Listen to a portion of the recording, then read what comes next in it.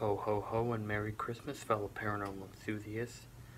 And today, on Christmas Day, let's read a creepypasta called Zippy, the Elf. Have you ever heard of Elf on the Shelf? It was a children's book released in 2005 that follows an elf who reports to Santa on who's been naughty, or nice. Later on they made it into a TV movie, and now it's a really popular game with kids around Christmas time. I'll never forget that elf, the one that terrorized me only a few weeks ago. I consider it a miracle I'm still here today to tell you about it. It all started the day after Thanksgiving, Black Friday. I had just gotten home with my family, Mom, Dad, and my 5-year-old brother Carson, who had been shopping all morning. You know, waiting in line trying to get the good deals, that whole thing. When we arrived home, I was the first one to open the door, and that's when I saw it. There, on the coffee table in our living room, was a bright, shiny red elf, just staring at me. I froze. That wasn't there when we left. How did it get there? I was pushed through the rest of the door by my brother, who saw the elf, but with a much happier reaction. He ran to grab it when my mother came through the door and yelled, "Carson, stop!" My brother froze and looked back at her in confusion. I did as well. My mother hurried over to the elf and said, "Now both of you sit and listen very carefully." I was confused as hell. What was she up to? Each morning, the elf returns to his adopted family and is in a different place within the house, she continued. Sounds fun, huh? I was way too old for this crap. I mean, seriously, who would believe this bullshit? I then looked at my brother, who was rocking back and forth, cackling and clapping his hands with joy. My mother went on. Now there are only 2 simple rules that all of the children must follow with an elf in the house. First is that the elf can never be touched. If an elf is touched, it might lose its Christmas magic. Thus, it won't be able to fly back to the North Pole anymore. Second, an elf cannot speak or move in any way while anyone is in the house awake. Remember, an elf's job is to watch and listen. I seriously could not believe what I had just listened to. You expect me to believe this crap? I objected. James, she yelled at me. I was still looking at her with the same look a child might give when told that he had to share his toys with his brother, which I hated. I'm too old for this. This time trying harder to get my point across. My mom walked into the kitchen and yelled behind her, "James, come in here now!" I followed her, and when I arrived, she grabbed my arm, bent over, and looked me square in the eye. Now you listen to me. You will not spoil this for your brother. If you don't want to participate, fine, but you better not say anything else about it not being real to Carson, or so help me God, I'll make sure Santa does not give you any presents this year. I saw my mom was being completely ridiculous, but she had generally frightened me. She always had a habit of doing that sometimes. I swear she liked Carson more than me. Anyway, I agreed, and it was settled. I ignored the elf and let my brother bask in his ignorance. After our discussion, we went back into the living room.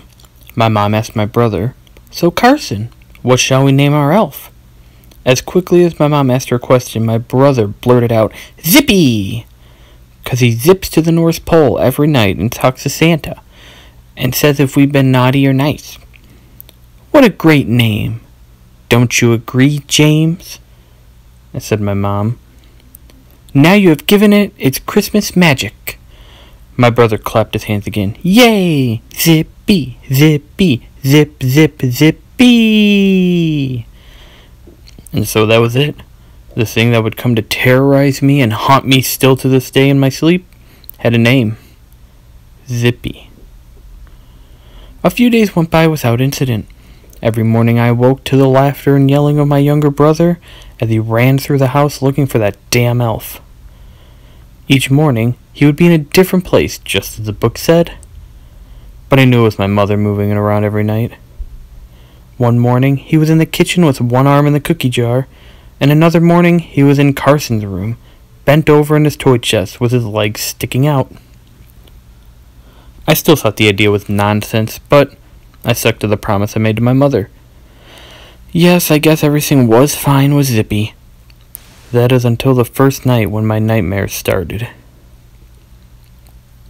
It was late, and I was downstairs by myself watching TV. I started to hear a faint whisper coming from the other room. I brushed it off the first couple times. But by the third time, I pressed mute on the remote and listened intently. I couldn't make out what it was, but it was definitely sounded like a whisper. I decided to get up and have a look. I walked across the living room and into our dining room where I heard the whisper coming from. I fumbled for the light, and once switched it on, I about shit myself. There, standing on the dining room table, was Zippy. His rosy red cheeks and bright, piercing blue eyes that were looking directly at me. That thing creeped the hell out of me. I figured my mom must have moved it there earlier in the night. I shrugged it off, turned around, and just before I killed the light, I heard a small thud. It hadn't startled me that much, and I turned around to see that Zippy had fallen off the table and was now lying face first on the floor. I thought to myself, how the hell did that happen? I hadn't touched him or the table. He was standing, though, so maybe his feet just gave out from under him. I put it aside me, went over to the table, and bent over to pick him up. Just before I grabbed him, I remembered what my mom said about the first rule. Zippy can never be touched. I'm not sure how long I stood there, bent over thinking about that. This is just stupid, I thought. I don't believe in this damn game anyway. I got my senses together and grabbed the elf. As soon as I touched him, bang! The light bulb above my head blew out and I almost dropped him. Standing there in the darkness, I suddenly felt very cold. The air around me became freezing and unnatural. The TV from the other room was still on and barely illuminated the dining room. With the faint light from the other room cascading on the elf, I flipped him over and looked at his face. I stood there, a moment in shock. I swear to God that his face had changed. Everything looked the same except for his mouth. Zippy now appeared to be wearing a smirk. But not just any smirk. I can't quite explain it, but it looked evil. The kind of smirk a murderer wears when he is getting pure enjoyment from killing one of his victims.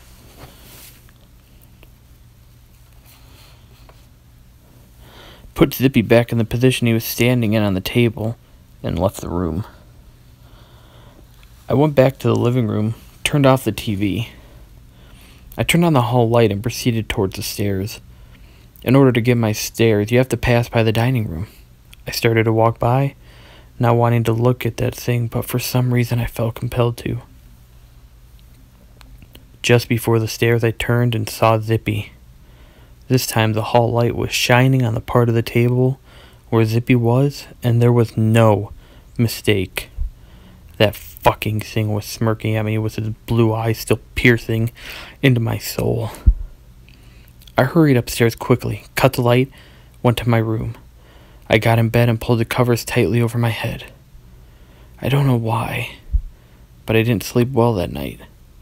I knew that Zippy wasn't real, and all this was complete nonsense, yet for some reason, it still bothered me. I could not mistake what I saw that night. Still, to this day, I see that damn smirk in my nightmares. I came downstairs the next morning, barely getting a wink of sleep. As I reached the bottom of the stairs, I peeked around the corner into the dining room. There he was, just as I left him with his face back to normal. My mom called me in for breakfast, and I ate. I ran through all the evening events. But could I really just imagine everything that went on? Impossible. I can't forget that smirk I saw on that little shit's face. It must have been real. Still doubting myself, I decided to keep what I saw to myself. My brother seemed to receive more and more enjoyment from Zippy each passing day, while I resented him and his stupid games. I hated everything about him. The way that my mother had continued to play with my sense of reality was not at all comforting either. Yet Carson just seemed to go right along with it. Then came the fucking notes. I guess my mother decided it'd be a good idea if Zippy started to leave me and my brother notes around the house. Just dumb messages really telling us to be good and that whole thing. The first one I saw was written out in M&Ms and said, "Be good," with Zippy sitting down next to my mother's creation, admiring it, as did Carson in his amazement. The next I found was, "You better not pout," spelled in magnet letters on a refrigerator. This went on for about a week until something changed. Not sure what kind of sick game my mother was up to, but the messages started to get very unsettling and downright creepy. I came downstairs one day, and again, saw that Zippy had spelled out another note in M&Ms. I breezed over it at first, but on my second glance, I noticed something eerie. The message again began with, "Be good," but it was followed by the words, "or else." I figured my mom was trying to relay that message to me this time, and I really must say it pissed me off. I mean, it's dumb enough I have to go along with this, but to now have the notes directed at me, saying stuff like "be good or else"? What the hell was her problem? You can imagine my frustration with this. Later that night, I called her out on it, and her answer was simply puzzling. I asked her why she made that message for me. She gave me a funny look and replied, "James, please. I don't know what you're talking about. I made a message like that a week ago and haven't used M&M since." I didn't believe her at first, but it was something in the way she said it that just seemed so convincing. Whatever, I thought. Just gotta make to Christmas and then the dumb shit will be over with. The next morning, my parents brought Carson to the doctor's and I was home alone. When I got up, I went downstairs and into the kitchen. Went to get a glass of milk, ignoring the letters on the door. Got my milk, and when I shut the door, I looked at the fridge and dropped it. Milk splattered all over the kitchen floor, while I was still staring at the fridge in sheer horror. The magnetized letter spelled out, "You better watch out." At that point, I wondered whether or not my mother was aware of the fear she was causing me. I still thought she had made this along with the other disturbing message, but it wasn't like her. I thought again to myself, there's no way that fucking elf could be doing this to me. I mean, it's not possible. I couldn't sleep that night. I just lay in my bed, staring at the ceiling. I was beginning to become very paranoid, not wanting to know what was coming next, what other warning I might receive. Was I going crazy? It was a question. And I pondered about that question for so long while laying in that bed. But then I knew. It was about 3 in the morning. I was just falling asleep when I heard a sound from the hallway. I ignored it at first, but it came again and again, and was really starting to scare me. I got up and slowly creaked open my door. I looked down the dark hallway, and not a sound could be heard. I then noticed a thin sliver of light protruding beneath the bathroom door down the hall. I figured it was nothing, but I saw shadows moving from the other side. I took a deep breath and walked down the hall on my tippy toes. I noticed that the door was slightly ajar with the light still on. No one was in there, yet I felt compelled to look inside. I could feel a very cold chill coming from the room. I opened the door and turned my head to face the mirror. I still vividly see the image in my head. There, written in smeared toothpaste on the mirror, read, "You better not cry, I'll show you why." I was frozen in horror, unable to move. I then looked to my left and saw Zippy in the doorway just watching me. Quickly, I tried to run past him, but the rug beneath my feet slipped out from under me. I tumbled backwards and fell hard on the ground. I let out a shriek of pain as I clenched my leg. I turned it over and looked. A pair of scissors were sticking halfway out of my thigh. The pain was excruciating. I didn't know how it happened at the time, but I'm certain now that Zippy had placed him there. My mom and dad came rushing into the bathroom, having been woken from the blood-shivering screams.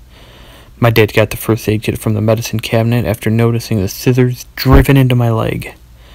I looked up and saw that the mirror displayed nothing but smeared toothpaste. The message was gone and Zippy was nowhere to be found.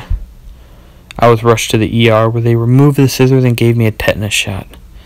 My parents asked me what happened. I told them it was Zippy and they didn't believe me. My mom became very upset with me, saying that I had broken the promise I made to her. The next night I was lying in bed, unable to fall asleep. For one, my legs still hurt like hell, and two, I was watching my door, making sure that goddamn elf wouldn't get me. I then knew I wasn't crazy. That fucking elf was trying to kill me. I eventually passed out several hours later from exhaustion. When I woke, it was still a pretty early morning. No one else was awake yet, and I didn't find a need to get out of bed. It was still pretty dark in my room. I shifted my gaze toward my desk, and that's when I saw him. Zippy was standing on my desk, looking at me with those hollow blue eyes, and wearing that undeniable smirk. I couldn't breathe when I saw him, and about crapped myself when I saw him holding a note. I was still paralyzed by fear, but somehow my body was able to crawl out of bed and walk over to the desk. This time, it was different. The note was handwritten. I looked and I knew that it was neither of my parents' handwriting. I held my breath, took out the note from his hand, and began to read. "You have been very naughty. You cried when I said not to. Santa doesn't like that." I couldn't take it anymore. I took the note with me, walked down the hall, and kicked my parents' door open. My mom awoke suddenly, and I showed her the note. She became very upset, and the color had drained from her face. After about a minute, I said, "Mom, Zippy is not what you think he is. He's trying to kill me." I pleaded with her for a while, yet she still didn't believe me. She did, however, become very concerned with my mental state. Later that day, she scheduled an appointment with me to talk to a psychiatrist. It didn't go very well. She said that I was starved for attention and that I was making up these stories about Zippy as a way of reaching out for a reaction. I argued with her, but to no use. After all was said and done, the psychiatrist suggested to my mother that it would be best to get rid of Zippy. I don't know how she did it, but my mother agreed to get rid of Zippy. Later that day, she disposed of Zippy, and then she had to tell a sob story to Carson. My mother said, "Carson, you have been such a good boy that Zippy doesn't need to watch you anymore. His job here is done, and he needs to go and watch other kids to make sure they will be good as well." My brother was upset, but seemed to understand. Everything returned to normal the next week. Zippy was gone, I was out of school for the holiday, and finally started to get into the Christmas spirit. I thought now I could really enjoy Christmas and my life will be back to normal. That's what I thought anyway, until Christmas Eve. It was night and I was tired and anxious for the morning to come. Carson and I had just put out a milk and cookies for Santa. Not that I still believed in him, but it was fun nonetheless. At bedtime, I fell asleep rather quickly, thinking about my gifts and wondering if I would get everything I wanted. I woke in the middle of the night, though, to a noise. I lay there, silent, trying to listen. It sounded like a whisper coming from outside my door. I shivered. It was the same whisper I first heard with Zippy. I had nearly forgotten about him since my mother got rid of him. I got up and peeked out my door. I heard that the whispering was coming from downstairs. I then became very curious. After all, it was Christmas Eve, and in the middle of the night, I hear whispering coming from downstairs. I thought, it could possibly be Santa, couldn't it? I felt silly thinking such a thing. However, it wouldn't hurt to check. A mistake I still regret. I slowly descended the stairs, anxious as to what I might find. I looked into the living room and couldn't see anything. I walked around to the table and looked where we had placed the milk and cookies.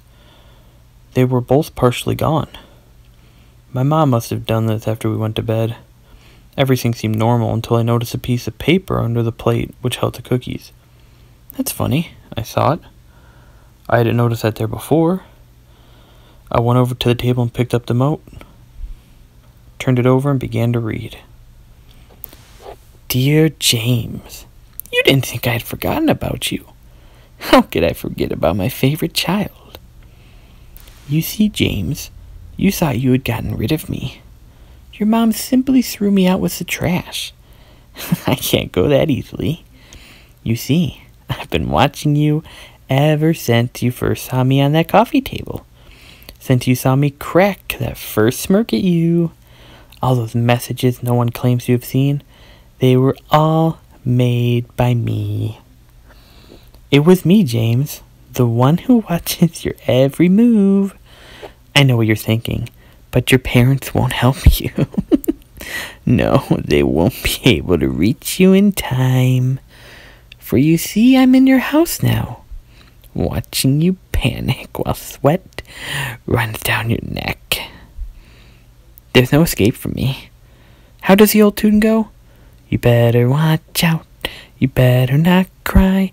You better not pout. I'm telling you why. I'm why, James. I'm why. See you soon. Sincerely, your pal, Zippy. My body shut down. I couldn't breathe. I gasped for breath, but it couldn't reach my lungs. My legs felt like jelly. I was shaking uncontrollably. I dropped the note and darted out of the living room. I sprinted up the stairs, and right at the top step, I saw a toy train that I knew belonged to Carson. I couldn't stop myself in time. I tripped over the train and tumbled backwards, crashing down the stairs. I lay at the bottom, throbbing in pain and about to lose consciousness. But right before I blacked out, I looked up the flight of steps. Behind the top post, I noticed the faint outline of Zippy, with a wide smirk on his face. I woke up the next morning in the hospital. The doctor said I'd broken my right arm, one of my ribs, and a leg. My family surrounded me and comforted me. We didn't make it out to the part about how I felt on the stairs. Frankly, they were just happy I was still in one piece. After a brief chat, I said I would like some rest. My family agreed and left me to be. This is where I tell this story to you now. Suddenly, a knock on the door. The nurse comes in holding a gift wrap package and a card. Here, James, says the nurse. Someone left this for you in the waiting room. She placed the package and note on my bedside. I asked, who was it from? The nurse replied, I'm not sure. Just said I was told to make sure you had gotten it. She then turned around and left, leaving me alone with my gift. A present, maybe, I said out loud. I looked at the card. It was pretty bare and just said the words, Merry Christmas. I opened it and began to read. Dear James, I thought you might need some company while you're here. You better watch out, because I'm always watching you.